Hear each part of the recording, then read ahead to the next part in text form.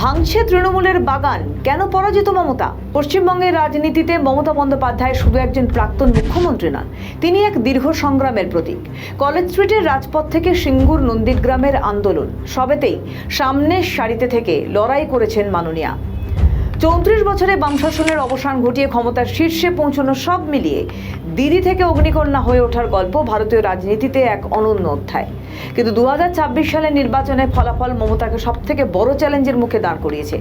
টানা 3 দফায় ক্ষমতায় থাকার পর পশ্চিমবঙ্গে এখন প্রশ্ন, মমতার জনপ্রিয়তার রব কেন দুর্বল হচ্ছে? পারিবারিক কষ্ট, ছাত্র রাজনীতিতে সক্রিয় অংশগ্রহণ, সবটাতেই আলাদা ইমেজ রয়েছে মমতার। কংগ্রেসের রাজনীতি থেকে উঠে এসে তিনি নিজস্ব রাজনৈতিক অবস্থান তৈরি করেন। 1997 সালে তৃণমূল কংগ্রেস প্রতিষ্ঠার মাধ্যমে তিনি বামফ্রন্টের বিরুদ্ধে একক লড়াই শুরু করেন।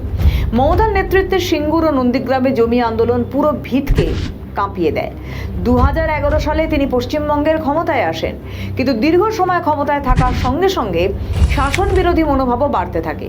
শিক্ষক নিয়োগ দুর্নীতি, কয়লা পাচার, গরু পাচার সহ একাধিক অভিযোগ বিরোধীদের হাতে বড় রাজনৈতিক অস্ত্র হয়ে ওঠে। পার্থ চ্যাটার্জিকে ঘিরে বিপুল নগদ অর্থ উদ্ধারের ঘটনা তৃণমূল সরকারের স্বচ্ছতা নিয়ে বড় প্রশ্ন তোলে। তৃণমূলের যুবরাজ অভিষেককে দলে বেশি গুরুত্ব পাইয়ে দেওয়ার কারণে এবারে হারতে হয়েছে মমতা বন্দ্যোপাধ্যায়কে। দলে যে অভিষেকের গুরুত্বটা অনেকটা বেড়ে গিয়েছিল, সেটা ভোটের আগে কেউ প্রকাশ না করলেও ভোটের ফলাফলে তৃণমূল হেরে যাওয়ার পর ক্রমশ সামনে আসতে শুরু করেছে। 26 নির্বাচনে দলে প্রবীণদের প্রার্থী না করে নবীনদের বেশি জায়গা দিয়েছিলেন মমতা। আবার দুর্নীতিতে যুক্ত যেসব নেতারা শ্রীঘরে ছিলেন, তাঁদেরকেই প্রার্থী করেছিলেন মমতা বন্দ্যোপাধ্যায়, যা এ বাংলার জনগণ সহজে মেনে নিতে পারেনি। অন্যদিকে কাটমানি সিন্ডিকেট, তোলাবাজ নেতাদের বারবারন্ত বটগাছের মতো বাড়তে থাকলেও শীর্ষ নেতৃত্ব চুপ করেছিলেন। মমতা বন্দ্যোপাধ্যায়ের একাধিক জনমুখী প্রকল্প থাকলেও কিছু জিনিসের রাজ্যের জনগণ ভালোভাবে নেয়নি। সেই কারণে এবার তৃণমূলকে হারতে হয়েছে। মমতা বন্দ্যোপাধ্যায়কে হারতে হয়েছে শুভেন্দু অধিকারীর কাছে।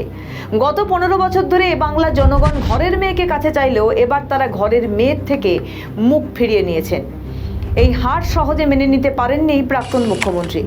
বিজেপি দুর্নীতি, তোলাবাজ, কাটমানি সিন্ডিকেটকে সামনে রেখে এবারের ভোট প্রচার করেছে। পশ্চিমবঙ্গে বিজেপির উত্থান আকস্মিক নয়, এটি দীর্ঘমেয়াদী কৌশলের ফল। বুথভিত্তিক সংগঠন, কেন্দ্রীয় নেতৃত্বের সক্রিয়তা, সামাজিক যোগাযোগ মাধ্যমের ব্যবহার, সব মিলিয়ে বিজেপি ধীরে ধীরে রাজ্যে নিজেদের অবস্থান শক্তিশালী করে। রাজপথের আন্দোলন থেকে প্রশাসনের শীর্ষে ওঠা এই নেত্রী বরাবরই লড়াই করে টিকে থেকেছেন। তাই ফলাফলের প্রবণতা প্রতিকূলে গেলেও তিনি শেষ পর্যন্ত লড়াই চালিয়ে যাওয়ার বার্তা দিচ্ছেন। পশ্চিমবঙ্গের ভোটাররা বরাবরই পরিবর্তনের পথে হাঁটতে দ্বিধা করেননি। বামফ্রন্ট থেকে তৃণমূল, আর এখন তৃণমূল বনাম বিজেপির দ্বৈরথ সেই ধারারই নতুন সংস্করণ। পশ্চিমবঙ্গের রাজনৈতিক ইতিহাস বলছে, এখানে কোনো শক্তি চিরস্থায়ী নয়, শেষ কথা বলে জনমতই। আমাদের ভিডিও ভালো লাগলে লাইক ও শেয়ার করুন, কমেন্ট সেকশনে আপনাদের মতামত জানান। আরও ভিডিও পেতে আমাদের চ্যানেলটিকে সাবস্ক্রাইব করুন এবং প্রতি মুহূর্তে খবরের আপডেট পেতে প্রেস করুন বেল আইকন।